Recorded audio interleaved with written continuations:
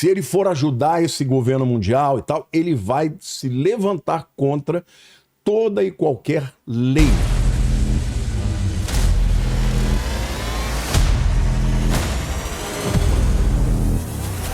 E o que diz Malaquias? Você tem a São Malaquias? São Malaquias. Então, eu tenho que entrar até na outra live de São Malaquias aqui, porque eu vou dizer o que mostra aqui, ó. Live. Mas enquanto isso, o Daniel, se quiser comentar alguma coisa sobre essa profecia de São Malaquias. Então, a profecia de São Malaquias, as profecias trazem um título para esse Papa e uma frase, entendeu? Então o título mesmo. É Petrus Romanus, né? Que é o Pedro Romano. E aí tem uma frase em latim que é grande, mas se a gente for traduzir, diz assim: na perseguição final da Santa Igreja Romana, reinará Petrus Romanus, ou seja, Pedro o Romano, que apacentará suas ovelhas em meio a muitas tribulações, após as quais a cidade das 7 colinas, aí subentende-se Roma, será destruída e o juiz terrível julgará o seu povo. Fim. Aí terminam as profecias. Como as profecias terminam ali, os caras falam, meu irmão, então é um apocalipse, né? Aí acabou, não tem mais Vaticano, não tem mais Papa, não tem mais Basílica de São Pedro, catolicismo, né? E assim, a cidade de 7 colinas pode ser Roma, mas pode ser Istambul também. Ah, é? Também tem 7 colinas. Também cabe. Porque isso também leva uma reflexão, porque existem dentro dos escatologistas aqueles que acreditam que o anticristo não virá de Roma, mas virá dos islâmicos. Entendi. Por quê? Porque a profecia de Apocalipse 17 está completamente ligada à Babilônia. E a Babilônia, se você tomar pelo aspecto espiritual, a Babilônia é a falsa religião. Quando você lê Apocalipse 17, você vê claramente que há uma mulher que está sentada sobre uma besta. E essa mulher é uma meretriz. E na Bíblia, a falsa religião é sempre comparada a uma prostituta, espiritualmente falando. Então, alguns afirmam, né, que seria a Igreja Romana. Isso tudo é uma conjectura e tal. Mas, de qualquer forma, o que a gente percebe é que os capítulos 17 e 18 de Apocalipse falam da destruição da Babilônia. Alguns interpretam mais literalmente a Babilônia como a região ali onde está o Iraque hoje, entre o Tigre e o Eufrates. Alguns acreditam que é a religião do Islã. Porque se você olhar e fizer uma análise da escatologia dos islâmicos, ela é muito... O 12º imã, que é o Imã Mahdi, ele parece muito com o anticristo da Bíblia. Tem muitas semelhanças. E ele vem para produzir uma guerra islâmica, uma jihad, que vai determinar o fim do mundo. Agora, portanto, não dá para você afirmar, porque tem gente que quer, de toda maneira, dizer que não, é Roma. Eu, pessoalmente, não acredito nisso, tá? Eu acho que, em primeiro lugar, quando fala de Roma, está falando do Império Romano, que não diz respeito ao que é a Itália hoje. Sim. O Império Romano, ele envolvia muito mais do que isso. Ele é praticamente toda a Europa e parte do Islã, e parte do Oriente também. Então, na minha opinião, hoje você não tem como saber exatamente. Nós precisamos, obviamente, estudar essas interpretações e tentar identificar os aspectos que são interessantes e os aspectos que não são interessantes, porque o grande público, na verdade, ele vai ouvir o que a gente está dizendo e vai replicar sem ter entendimento.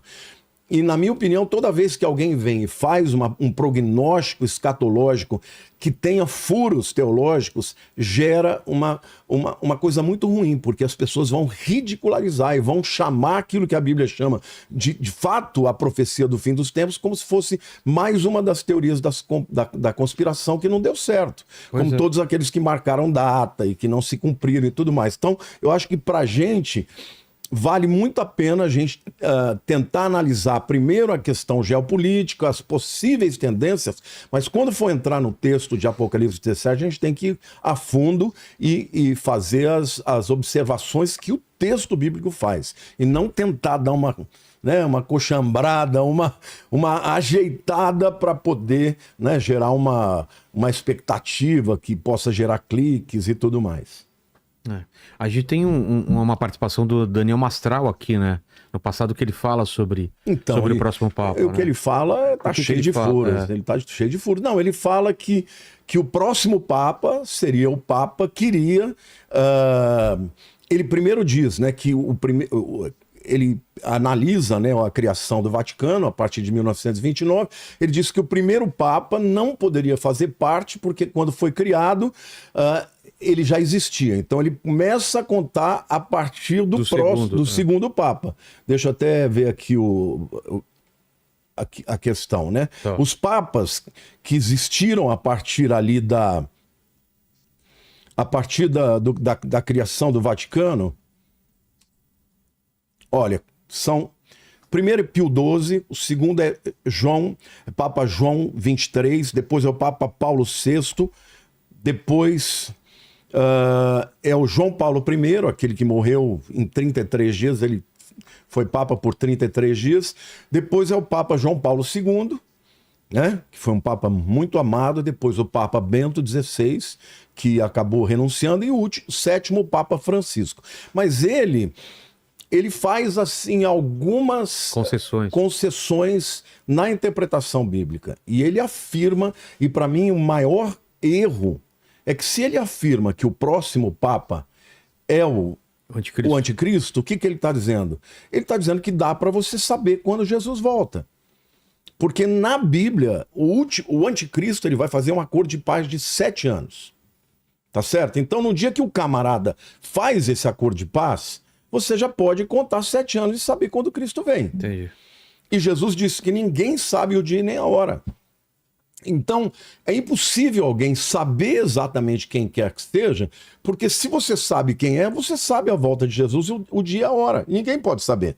Então, quando a gente chegar nesse aspecto, eu quero colocar no texto alguns prós e alguns contras dessa interpretação do Daniel Mastral, né? Ele não está mais aqui entre nós, mas eu sempre fui contrário a essas afirmações dele muito peremptórias, muito objetivas e definitivas, porque eu acho que ninguém tem, de fato, essa revelação. Ô, Léo, tem alguma pergunta, alguma dúvida em cima do que a gente já falou, ou vamos deixar para mais para frente? Tem uma aqui que fala de São Malaquias, né? Então o João Marco pergunta pro Lamartine, segundo a profecia de São Malaquias, o próximo Papa seria o último. Como a teologia cristã vê esse tipo de previsão? Que ele acabou de responder, só deixando registrado aqui, ó. Tem base bíblica ou é considerado superstição? Bom, para nós evangélicos, nós só entendemos como uma profecia que tenha caráter de inerrância aquilo que vem da Bíblia. Eu não estou de maneira alguma duvidando de que o São Malaquias possa ter tido esse tipo de revelação. Porém, para nós, se não está na Bíblia, nós não podemos afirmar. Então, o fato dele ter... Inclusive, a própria profecia de São Malaquias, alguns acreditam que ela foi produzida num tempo em que, de fato, ele precisava dar um choque de gestão, vamos dizer, na igreja, para chamar o povo de volta para uma vida mais de santidade, e menos política e mais religiosidade.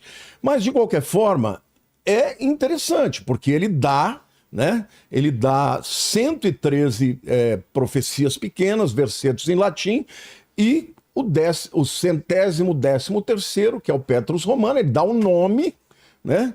E ele diz que ele será o Papa que vai enfrentar uma grande tribulação, que a igreja vai enfrentar muita perseguição, e a gente sabe que no livro de Apocalipse o anticristo ele se levanta contra o sistema religioso da Babilônia. Se alguns interpretarem que ali a Babilônia é a Igreja Católica, ela vai ser destruída pelo anticristo, tá bom? Agora, outros pegam a profecia de São Malaquias e juntam a profecia de Apocalipse 17, que fala dos 8 reis.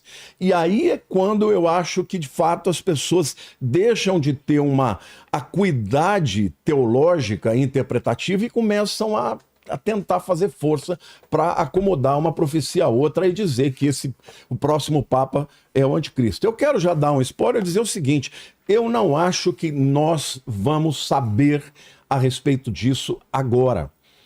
A única maneira de nós sabermos efetivamente que o anticristo vai se levantar é que ele vai propor um acordo de paz entre todas as nações que estão em guerra, e, portanto, judeus, cristãos e muçulmanos, e ele vai ter a ajuda de um líder espiritual, que vai ser o falso profeta, que vai produzir uma religião única, porque o argumento, a narrativa vai ser o seguinte: até hoje, religião está gerando guerra. Então, o que nós vamos fazer é criar um acordo de paz que acomode as 3 maiores religiões do mundo, e essa religião vai ter que ser uma religião aceita por todos. Quem não aceitar vai morrer.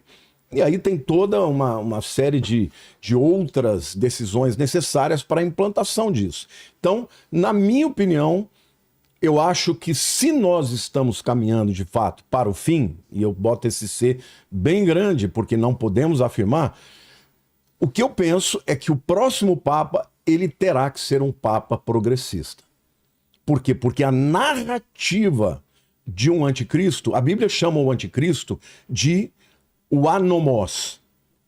A palavra grega anomos, que é traduzida na Bíblia por o iníquo, né? O filho da iniquidade, na verdade é uma má tradução. Essa tradução correta é um prefixo de negação, e nomos é lei. Então ele vai ser um homem que vai quebrar todos os paradigmas das leis bíblicas.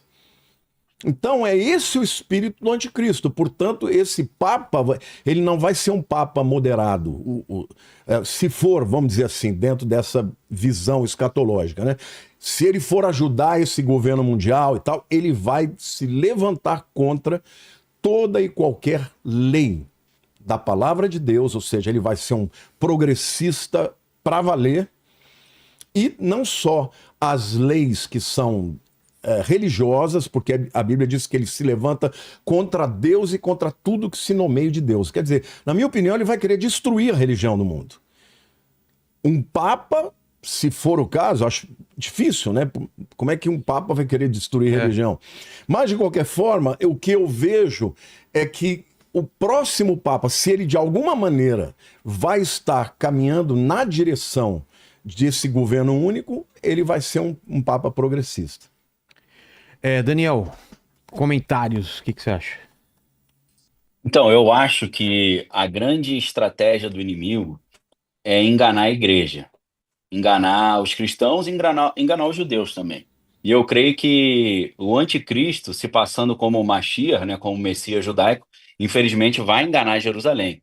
E como é que ele vai fazer isso? Ele vai se passar por um cara que ama Jerusalém, mas depois dos 3 anos e meio da tribulação, ele vai se levantar contra tudo que se chama Deus e contra o povo de Deus também. O Apocalipse diz que a noiva que representa Israel vai se esconder no deserto e tal. Então, inicialmente, o anticristo ele vai se apresentar como um cara pró-Israel, e para ele enganar a igreja, ele precisa se apresentar como um cara pró-igreja. Por isso que eu acho que na estratégia diabólica do que a gente vê em 2 Tessalonicenses, quando o apóstolo Paulo fala que o advento do filho da perdição será através de milagres, sinais, prodígios de mentira, através da eficácia do poder de Satanás, eu creio que eles serão pessoas que não são cristãs. Porque eu falo eles, a gente está falando a besta, o anticristo, falso profeta, um papa talvez, um líder religioso, pessoas que não são cristãs, mas que na verdade odeiam o cristianismo, se passando por cristãs, por pró-família. Então eu acho que a gente pode ter um próximo papa que, mesmo que ele seja conservador, ele vai se passar como conservador para enganar o povo e fazer com que o povo acredite que ele quer os melhores interesses e a melhor doutrina bíblica. Só que aí, depois de 3 anos e meio, tanto o anticristo quanto o falso profeta irão tirar o disfarce e se revelar como realmente anticristãos e antijudaicos e anti-bíblia e anti-tradição e anti-lei. Daí entra a interessantíssima explicação do pastor Lamartine sobre o termo grego anomos, né, que é o sem lei, aquele que é contra a lei. É aí que ele se levanta contra a lei. Então, a minha preocupação é que a gente tenha o advento do anticristo e do falso profeta se passando por um líder religioso conservador e o anticristo se passando por um político conservador pró-família, pró-igreja. E depois que ele enganar toda a igreja, aí ele se revela como um anticristão ou alguém com esse tipo de ideologia que a gente imaginaria. Esse é o grande medo que eu tenho, né? E uma maneira que eu vejo essa dicotomia entre o que é falado e o que é feito é a gente que, por exemplo, vou dar um exemplo aqui, presidente Donald Trump. Sempre falou contra George Soros, sempre falou contra globalismo, sempre falou contra essa pauta das minorias, mas aí você vê ele vinculado, fazendo a mesma coisa que a Agenda 2030 do Fórum Econômico Mundial. Ele se dá bem pra caramba com o Klaus Schwab, falou que o Klaus Schwab fez um trabalho maravilhoso, que o Fórum Econômico Mundial é lindo, aí o Klaus Schwab falando que o Donald Trump vai fazer um belíssimo governo. Você fala, pô, achei que esse cara tava com uma agenda contrária, né? Aí você vê o Elon Musk que está junto com o Donald Trump, você vê a página dele no site do Fórum Econômico Mundial também. O Elon Musk propondo que a galera conservadora e cristã é contra substituição do dinheiro físico pelo dinheiro digital, substituição do trabalho humano pela inteligência artificial, acabando com os empregos, gerando uma dependência total de todo mundo com relação ao Estado, implementando uma renda básica universal. Então, eu creio que a gente tem que tomar muito cuidado com essa plataforma que a gente vê hoje, por exemplo, o presidente Donald Trump trazendo, porque aparenta ser cristã conservadora, mas eu acho que quando a gente passa numa peneira, você vê que tem coisa estranha ali, principalmente, eu falei do George Soros, que é o arqui-inimigo do Trump, né? O Scott Bessent, que é o atual secretário do Tesouro americano, que está ajudando a fazer ali essa política das tarifas, né? Ele é um cara que a vida inteira foi braço direito do George Soros e ajudou o George Soros a ganhar bilhões, quebrando primeiro a Inglaterra, depois os tigres asiáticos e depois o Japão, né? Agora acho que eles vão quebrar os Estados Unidos e o mundo e ganhar trilhões com isso e implementar a famosa nova ordem mundial, o grande reset, né, do Klaus Schwab, contando com o apoio dos cristãos e conservadores, né? E a galera não consegue entender que, falando contra o Deep State, contra o pântano, acho que ele trouxe todo mundo do pântano para o governo, né? Então, eu acho que ali tem algo preocupante. Inclusive pensando ao protagonismo que Trump teve na assinatura dos Acordos de Abraão, né? E trazendo um acordo de paz, entre aspas, e agora a perspectiva de um novo acordo chamado Acordo de Ciro, em que talvez a gente veja aí num futuro próximo o encerramento da guerra na Ucrânia apenas para começar uma guerra contra o Irã, em que Israel, com apoio dos Estados Unidos, irão bombardear as instalações nucleares iranianas e vão tentar derrubar o regime iraniano e fazer uma grande paz ali no Oriente Médio. Talvez isso viabilize o acordo de 7 anos aí entre Israel e Palestina, que... Fica à vontade, pastor. Não, só para corroborar o que você está dizendo, o acordo de paz, ele também não será um acordo simplesmente em que as partes escolhem fazer. Lá em Daniel capítulo 9, versículo 27, diz que ele fará uma firme aliança. E esta palavra, no original, dá a entender de uma aliança que vai ser forçada. E, portanto, aquele que vai propor essa aliança, ele tem que ser alguém que tenha poder para exigir isso. E não existe ninguém que tenha mais poder para exigir um acordo de paz do que os Estados Unidos, né? Então, assim, isso que o Daniel falou, que eu acho que é muito interessante, eu nunca tinha pensado nesse aspecto de que eu estava aqui imaginando que teria que ser um papa mais progressista, mas o que ele falou é totalmente verdade. Quer dizer, o anticristo, ele é o pai da mentira, né? Ele vai ser, na verdade, possuído pelo próprio Satanás, né? Então, ele pode muito bem começar com uma narrativa e mudar, e depois mudar. Verdade. Então, a narrativa será uma narrativa de engano.